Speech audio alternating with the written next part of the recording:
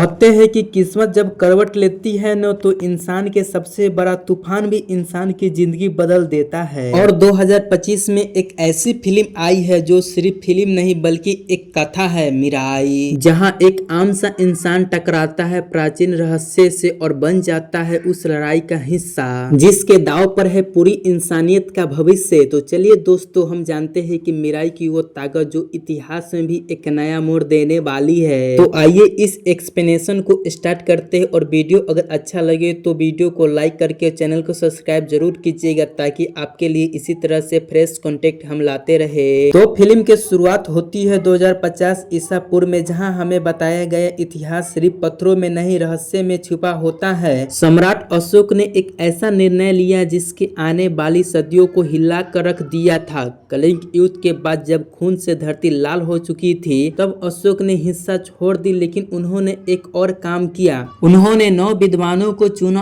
और सौंप दिया उन्हीं 9 रहस्यमय ग्रंथ में जिसमें लिखी थी वह गुप्त विद्या आम इंसान के पहुंच से बाहर थी। तो मैं आपको इन ग्रंथ और इनकी शक्तियों के बारे में बताना चाहता हूँ। पहला ग्रंथ प्रकाश का प्रसार, जिसमें लिखा था कि रोशनी और ऊर्जा को कैसे नियंत्रित किया जाए। दूसरा ग्रंथ साइकोलॉजी, मतलब कि मनोविज्ञान, इंसान के विचार, भावनाओं को और दिमाग को नियमित करने की अद्भुत विद्या। तीसरा ग्रंथ है माइक्रोबायोलॉजी, सूक्ष्म जीव, रोग को पैदा करने वाले और उन्हें खत्म करने वाले अदृश्य जीवों का ज्ञान। चौथा ग्रंथ रस और विद्या का रसायन, धातुओं को बदलने और अद्भुत मिश्रण बनाने की कला। पांचवा ग्रंथ है कम्युनिकेशन, संचार की शक्ति, दूर से दूर तक बिना बोले संदेश पहुंचाने की रहस्यमय तकनीक। छठा ग्रंथ है गुरुत्वाकर्षण और खगोल, ब्रह्मांड, ग्रहों और शक्तियों के रहस्य जो विज्ञान से भी आगे थे। सातवां ग्रंथ है समाज विज्ञान, सभ्यता को नियंत्रित और संगठित करने के नियम। आठवां ग्रंथ है अस्त्र शस्त्र, जिसमें एक छात्र और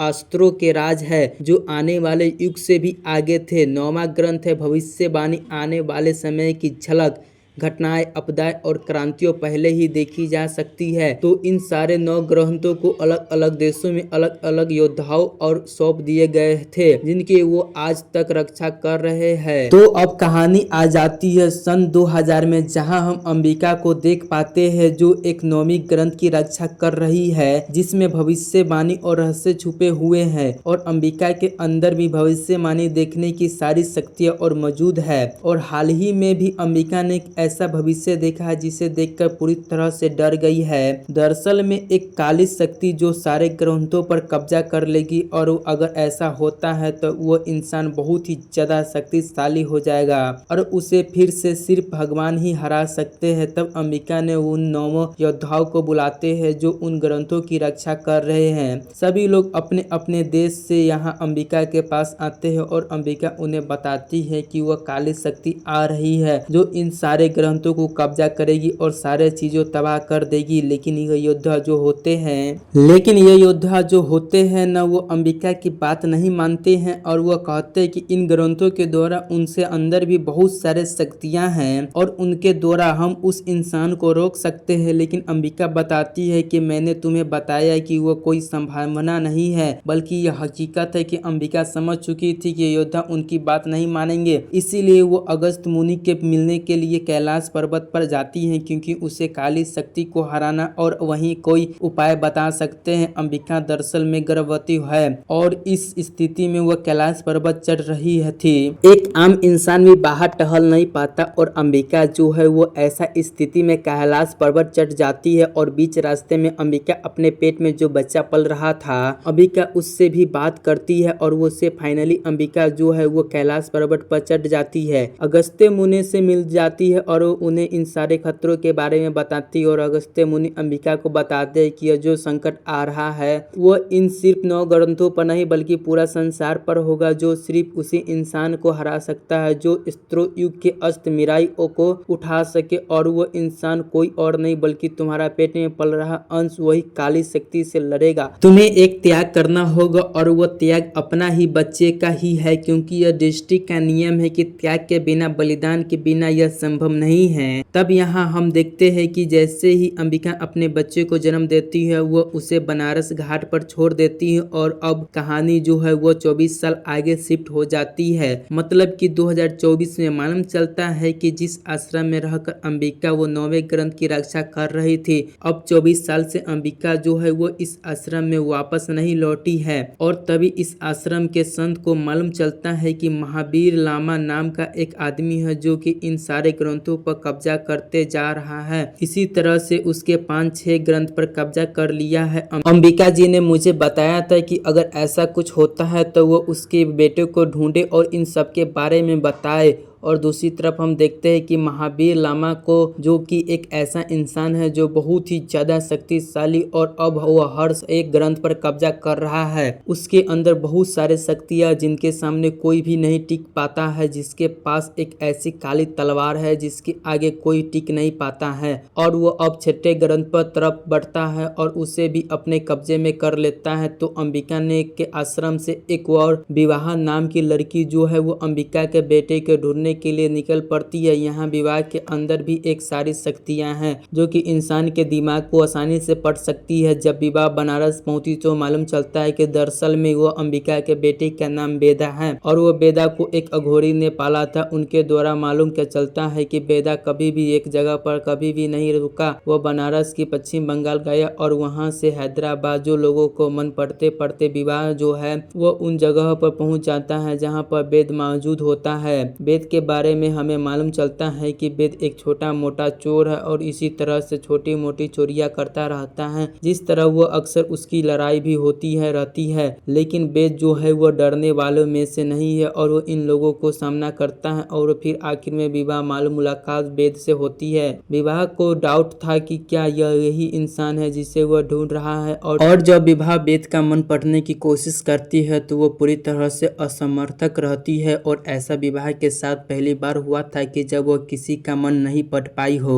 विवाह यहाँ से बेदा को बताने की कोशिश करती है कि तुम कोई एक आम इंसान नहीं हो, तुम एक योद्धा हो जो कि एक बहुत ही बड़ी विपत्ति से लड़ने के लिए पैदा हुआ हो। लेकिन बेदा यहाँ के उसकी कोई बात नहीं मानता है और वह दूसरी तरफ देखने लगता है महावीर लामा को, जिसे 7वें ग्रंथ के बारे में मालूम चला गया था। जैसे ही उसे 7वें ग्रंथ के से मालूम चलता है वो तुरंत ही उस जगह को चला जाता है और वहाँ के सारे लोगों को खत्म करने की उसकी 7वें ग्रंथ को भी हासिल कर लेता है। इस तरह से महावीर लामा जो है वो बहुत ही शक्तिशाली बनता जा रहा था। दूसरी तरफ हम देखते हैं कि वह बेदा को कोई नहीं कहीं भी विवाह पसंद आने लगी थी। वह उसके साथ टाइम बिताने को चाहता था, लेकिन विवाह हमेशा से उसके बात करती रहती थी कि वो एक योद्धा है और तुम्हारा जन्म जो है वो किसी युद्ध को लड़ने के लिए हुआ है। विवाह उसे यह भी बताती है कि जन्म से लेकर आज तक तुमने जितने भी बुरे काम किए हैं वह दरअसल में बुरे काम नहीं थे, वह सारे अच्छे काम थे। जिस कार को तुमने चुराया था और अगर तुम उससे नहीं चुराते तो आगे जाकर उसका एक्सीडेंट होने वाला था।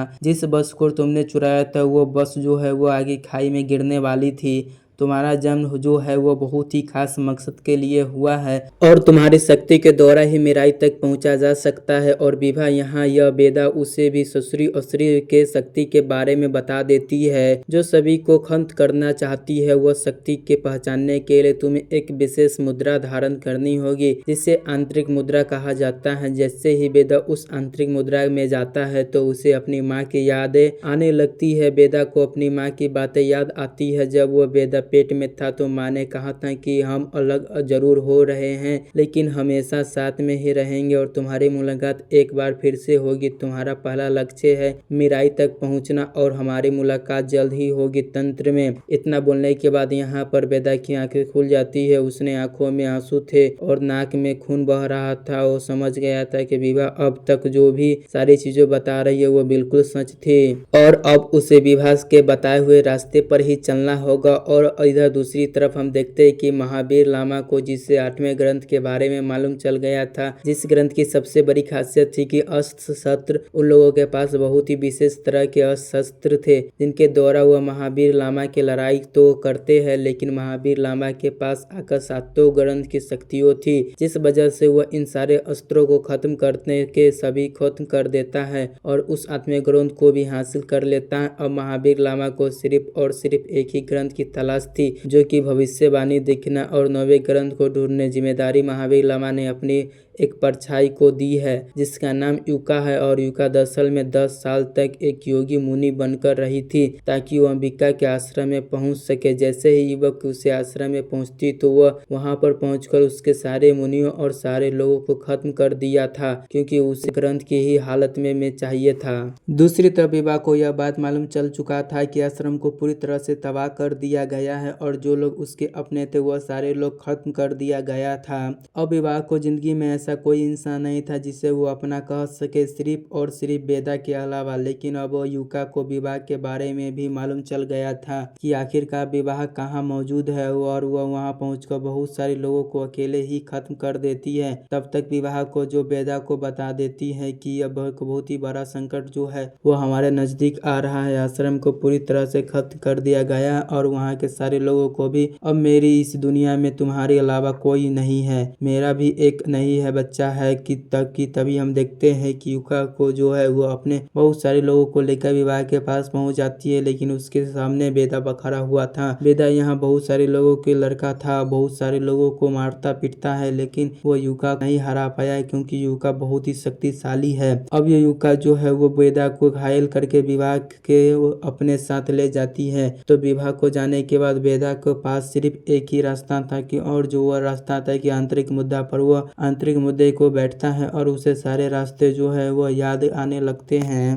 और उसे सबसे पहले तंत्र के बारे में मालूम चलता है, जिसके द्वारा वह मेरा तक पहुंच सकता है। वेदा जब तक आंतरिक मुद्रा में बैठता है तो अंबिका को रास्ते दिखाती है। अगस्त्य मुनि ने अंबिका से कहा था कि अब वेदा जो है वो अपने लक्ष्य को पहचान लेगा तो उसके छाती पर एक ऐसा निशान बनेगा जो उसे अलग बनाएगा।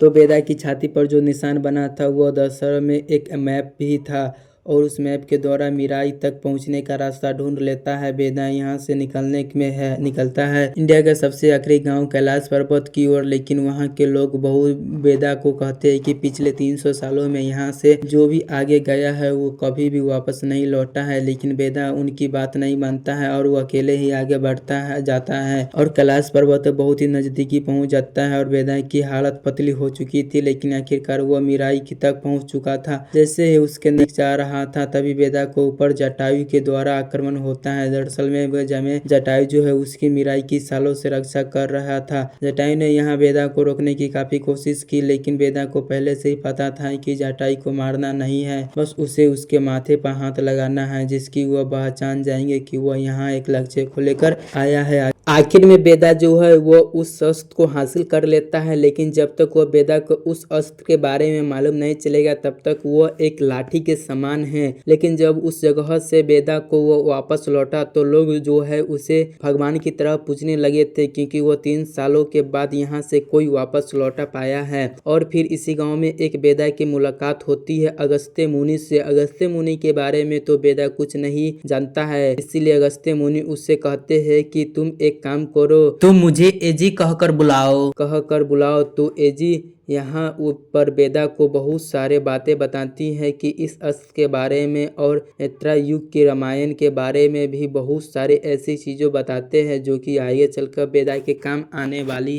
थी। ऐसी बताती है कि वह यह अस्त्र तुम्हारी तभी मदद करेगा जब तुम इसे अपने लक्ष्य के बारे में बताओगे और उसे उस जगह पर ले जाना होगा जहाँ श्री राम के पहली बार अस्त्र उठाए थे। दूसरी तरफ हम देखते हैं कि विवाह जो है वह महावीर लामा के कब्जे में थी। महावीर लामा यहाँ विवाह को अपनी एक बैंक स्टोरी बताती है कि वो कहता है कि जब वो छोटा था तो लोग उसके ऊपर बहुत अन्याय करते थे। बचपन में ही गांव के लोग जो है वो उनके बहुत सारे अन्याय करते थे। उसकी माँ को चुड़ैल माना करते थे, जिस वजह से कोई भी मुझे अपने साथ नहीं रखता था। यह अन्याय जैसे जैसे बढ़ता गया वैसे वैसे लोगों को मारने की भूख जो है वो बढ़ती गई और एक दिन मैंने पूरे गाँव को ही जला दिया। तब मेरी भूख तो मिट गई, लेकिन मेरी आत्मा की भूख नहीं मिट्टी और तब से ही मैं बुरे काम करता आ रहा हूँ। तो अब एजी के साथ बेदा जो है वो उस जगह पर पहुंच जाता है जहां प्रभु श्री राम ने पहली बार अस्त्रों को उठाया था। वहां पहुंचकर बेदा उस जगह को ढूंढने लगता है, लेकिन वो जगह जो है वो बेदा को कहीं भी दिखाई नहीं दे रही थी। फाइनली बेदा उस जगह पर पहुंच तो जाता है, लेकिन उसे पहुंचते ही यहाँ पर महावीर लामा के बहुत सारे लोग आ जाते हैं, जिनके साथ युका भी शामिल थी। युका यहाँ बेदा से कहती है कि पिछली बार तो तू बच गया था, लेकिन इस बार तुझे कोई नहीं बचा सकता है। और सभी लोग एक साथ बेदा के ऊपर अटैक कर देते हैं और बेदा उन सभी लोगों से लड़ नहीं पा रहा था क्योंकि वो बहुत सारे थे। तभी उसे कुछ चीजें याद आ जाती है और वो उस अस्त्र को अपने हाथ में रखकर कहता है कि मेरी माँ के उद्देश्य मेरा उद्देश्य है, अहम रहन श्रीधम। इतना कहकर उसे जैसे ही यह जयत्र बोलता है कि तभी यहाँ पर एक बहुत ही बड़ा विस्फोट होता है और वह अस्त्र जो है वो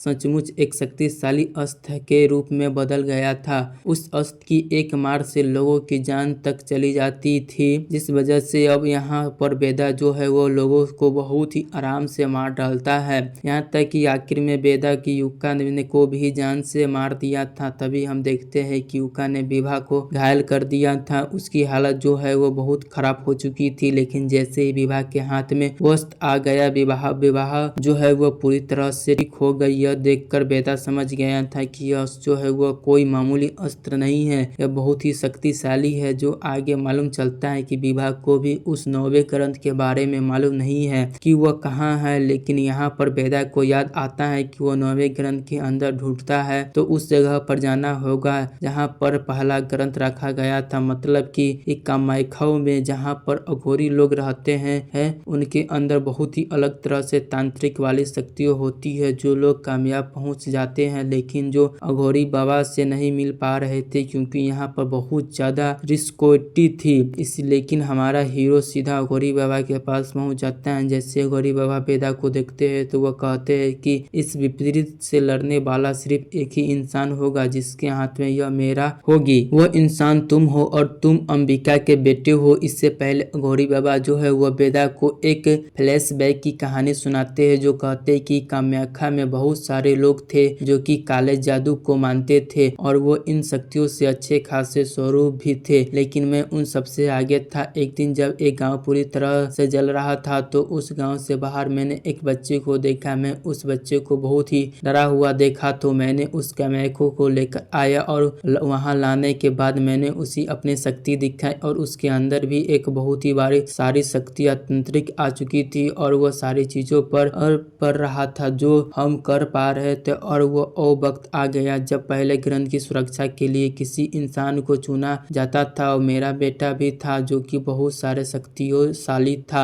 जब परीक्षा हुई और जब शक्तियों की परीक्षण हुआ तो मालूम चला कि जिस बच्चे को मैंने चुना है वो बहुत ही गलत बच्चा है। उसके अंदर तो लोग को बचाने वाली शक्तियाँ काम, लोग को मारने वाली शक्तियाँ ज्यादा है, इसीलिए मैंने अपने बेटे को चुना। लेकिन यह सारी चीजों उसने देखा नहीं पाए गया। उसके बहुत सारे लोगों के हाथ में एक जादुई सूत्र बना, जिसके हाथों में भी यह सूत्र बना रहेगा वो लोग आसानी से काबू कर पाएंगे। और फिर आखिर में उसने असली रंग दिखा दिया, सारे गांव के लोगों को उसे काबू कर लिया था। मुझे भी पूरी तरह से जकड़ लिया गया था। कुछ ही घंटे के बाद सभी लोग मरने वाले थे कि तभी यहाँ पर अंबिका की एंट्री हुई। अंबिका जैसे ही आए तो उसको यहाँ से एक रक्षा कवच बनाया और फिर उस जादुई सूत्र को अपने हाथों में लेकर जला हुआ और इस तरह से वह खुद भी अग्नि की ओर संप्रेरित हो रही थी। यह बलिदान अंबिका लिए दे रही थी कि ताकि गांव के सभी लोग बच सके और उस बच्चे से जादुई सूत्र आजाद हो सके।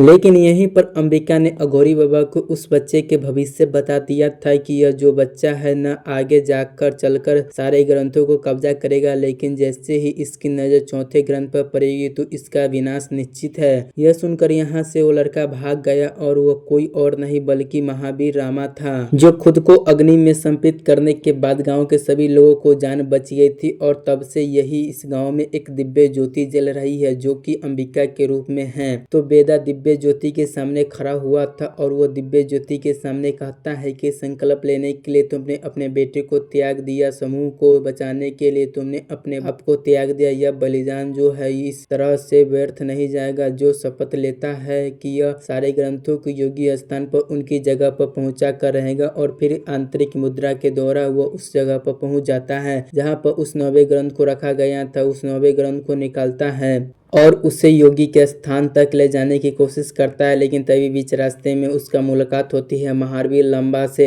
उसके हाथों में 8 ग्रंथ थे और उन 8 ग्रंथ की शक्तियों जो है वो महावीर लांबा के अंदर थी। जब बेदा अपने लोगों के साथ ट्रेन में जा रहा था तब महावीर लांबा के उनके ऊपर अटैक कर दिया था और जो अस्त्र बेदा के पास था उस अस्त्र को होने के बावजूद महावीर लांबा जो है वो बेदा के ऊपर भारी पड़ रहा था और फिर आखिरकार महावीर लांबा को 9 ग्रंथ अस्त्र जो है वो मिल जाता है जिसके कि अब वह महाशक्तिशाली बन चुका था और अब तो वह बेदा को बहुत ही आसानी से मार रहा था। इसके बेदा को बहुत ही बुरी तरह से घायल कर दिया था। तब अगस्त्य मुनि की कुछ बातें जो है वो हमें बताई जाती है कि जब मृत्यु को भी जीत चुकी असुर को सामना खड़ा है वो उस अंतर के लिए खुद देव की शक्ति बनकर प्रकट हो जाएंगे। और जानते हो वह अद्भुत शक्तिशाली अस्त्र क्या है? यह अस्त्र दरअसल में मर्यादा पुरुषोत्तम श्री राम का धनुष को दाम है। जब भी यहाँ अस्त्र किसी योद्धा के हाथ में जाएगा तो वो अस्त्र दिव्य अस्त्र के रूप में बदल जाएगा और अब वो अस्त्र जो है वो कैंडल के रूप में बदल जाता है और वो अब से धनुष बन चुका था। और अब यहाँ पर हमारा हीरो बेदा जो है वो उस कैंडल को इस्तेमाल करता है जो कि एक ही बार में यहाँ पर बेदा जो है वो महावीर लांबा को मार गिराता है। और इस तरह जब पाप अपनी हदों पार कर चुका था तब निर्दोषी चीख आसमान तक गूंज उठी थी। तब भगवान श्री राम के नाम के कैंडल से निकलता हुआ दिव्य बाण सिर्फ एक अस्त्र नहीं बल्कि न्याय का संकल्प था जो बाद जिसके खलनायक के अभियान को चीर दिया। वह बाढ़ जिसके सदियों से चल रही आ रही थी अंधकार की परंपरा को खत्म कर दिया। आज जब खून से सनी जमीन चुपचाप गवाह बनी हुई थी तो हवाए में एक ही संदेश गूंज रहा था कि चाहे कितना भी बड़ा अत्याचारी क्यों न हो, सत्य और धर्म की विजय निश्चित है। इसके बाद यह मूवी यहाँ पर ही पूरी तरह से खत्म हो जाती है। दोस्तों अगर आपको यह मूवी कैसा लगा आप हमें कमेंट में बता दीजिएगा और हाँ इस चैनल को सब्सक्राइब करना नहीं भूलिएगा। जय हिंद, जय भारत।